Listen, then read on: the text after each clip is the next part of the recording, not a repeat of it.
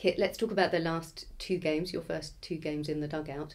The second half against Blackburn was a fantastic, spirited performance, but the first half was a little nervy. It seemed to be that the players were feeling the pressure a little bit. What was your take on that? Confidence is a very, very fragile thing, as I think we know. So it was quite evident at times, first half against Blackburn, there wasn't quite the fluidity that the players are capable of and we want to achieve. But second half, we actually had better possession second half with the man light, which was quite bizarre, and passed the ball better as well and created better chances, better opportunities. And that's with a man down against a strong, experienced side. So, that's what we're capable of doing.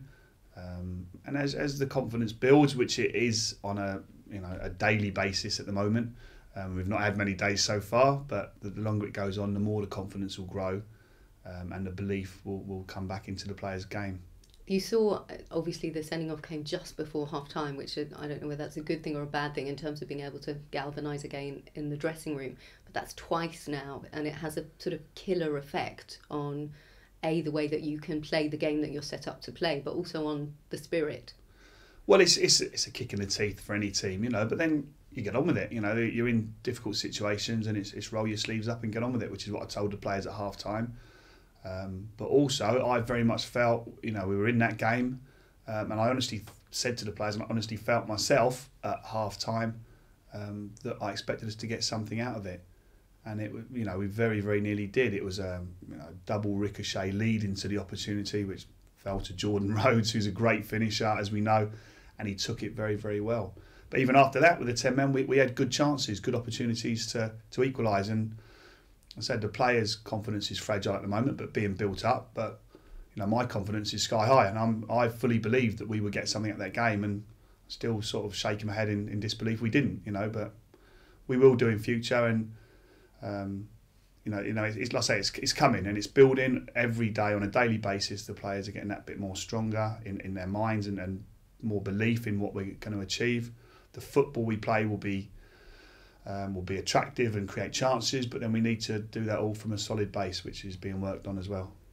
So how important then is the confidence that came from winning against Doncaster with the penalty save and the fact that they got back into the game in the second half? I mean, it was a really massive win, actually. Well, it was. I mean, the first half, I've got to say, is as good as I've seen a Fulham team play for a long, long time. Probably maybe going back to the first game, or was it last season when we beat Norwich at home, with free-flowing, silky football. I thought it was brilliant first half. We've got some great players who, when they're at their game and on it like they were in that first half against Doncaster, it's great to watch, and we're creating chances and it's brilliant, But then we probably, for our dominance, we needed to score more than the 2 goals. And we deserved to score more than the 2 goals, but obviously didn't. And then any Paul Dickoff team, I know him very, very well. Yeah. They're not going to lay down and die. They rolled their sleeves up. They changed the formation, went 2 up front, and made life difficult for us and put us under the cosh a little bit second half. Didn't have that many clear-cut opportunities, to be fair. The goal was very poor from us when we defended pretty well overall. It was poor play, poor defending for the goal, which again is something we know we've got to work on and we will do. And then the penalty, I just, when that was conceded, I thought, here we go. And, that's a stroke of luck I think we need. I think everybody needs, all good teams, you need a bit of luck here and there. And that was hopefully our bit of luck. We sort of went against us on Saturday, Blackburn, and we still rolled our sleeves up and dug in, but went our way on Tuesday night. And Marcus pulled off a fantastic save, which, I was delighted with, he was delighted with, and all the players, and I'm sure all the Fulham fans were over the moon about.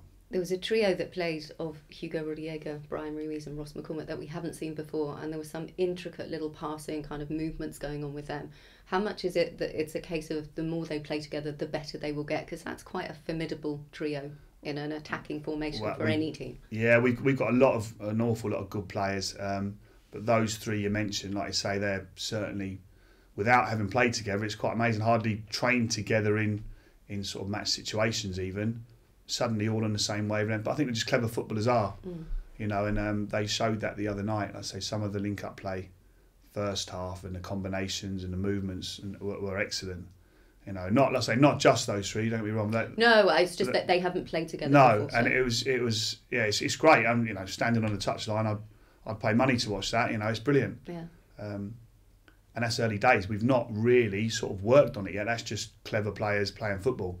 You know, when we really start sort of working on it and they train the way more that I want the team to train and ultimately play, that will just get stronger and better. But no, it was excellent. As we said already, it was some really good stuff first half. On to Birmingham, obviously an adjacent dugout is another Fulham favourite in Lee Clark. How important is it that you pull the confidence that was gained at Doncaster and take that into trying to get the first win away from home? Yeah, well, it's all momentum, and it's very, very important. You know, it's not. Again, I won't ever look at one result and this is the be all and end all. But if we can continue to improve, you know, I thought Blackburn was a good performance. Doncaster was then an improvement. If we can continue to do that, then we'll be doing fine. You know, but yeah, if we could go away and get a positive result away from home, that would be again another big boost for the players' confidence and again raise their belief levels. And I'm you know, very committed and very confident that we can do that.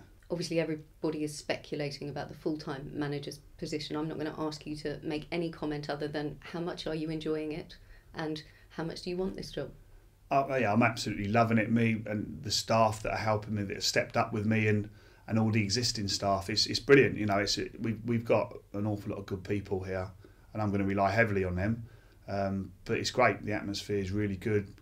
Players have been fantastic. The response, and yeah, it's all going really well. And you know, I'd love this job, and I love this football club. I'd love the top job on a permanent basis. And you've had a conversation with the chairman, and that was very positive in terms of the support he's given you for the time being. Yeah, he was absolutely fantastic. I had a good conversation with him, and yeah, he couldn't be more helpful, more supportive at this moment in time. Obviously, there's you know, no guarantees by a long way, and I wouldn't expect that to be the case. But you know, I couldn't wish for more. The support everyone from the owner throughout the whole football club have given me since I've had this opportunity, which, you know, very short-lived so far, but I'm hoping it will become a long-term thing.